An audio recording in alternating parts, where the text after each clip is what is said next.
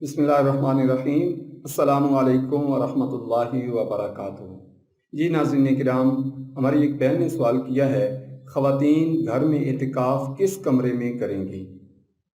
घर में इतिकाफ़ करने के हवाले से पहले भी एक सवाल आया कि कोरोना वायरस की वजह से मर्द हज़रात घर में इतिकाफ़ कर सकते हैं या नहीं। अगर आप उसका जवाब सुनना चाहते हैं तो डिस्क्रिप्शन में लिंक मौजूद है। ऊपर दाईं तरफ भी आपको जो कार्ड नज़र आ रहा है उसको ओपन करके भी आप उसका जवाब सुन सकते हैं।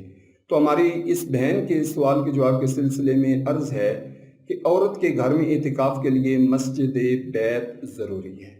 मस्जिद बैत के बगैर औरत इतिकाफ नहीं कर सकती। मस्जिद बैत से क्या मुराद है? घर की वो जगह जिसको औरत ने नमाज पढ़ने के लिए ख़ास किया हुआ है, उसको साफ़ सुथरा रखती है, वहाँ पर नमाज पढ़ती है। और अगर किसी खातून ने कोई जगह मुकर्रर पहले नहीं की हुई, कभी कहीं नमाज पढ़ ली, कभी कहीं पढ़ ली, तो अगर इतिकाफ का इरादा है तो अब मुकर्रर कर लें कि ये फ़लाँ जगह मेरी नमाज के लिए ख़ास है। अगर वो जगह कमरे के अंदर भी मुकर्रर करती हैं तो वहाँ पे आप इतिकाफ़ कर सकती हैं।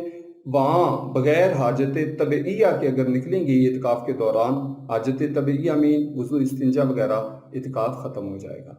जगह वो कमरे के अंदर है, आप उस जगह से निकल कर के कमरे के ही दूसरे हिस्से में जाएंगी, तब ये इतिकाफ़ ख़त्म हो जाएगा।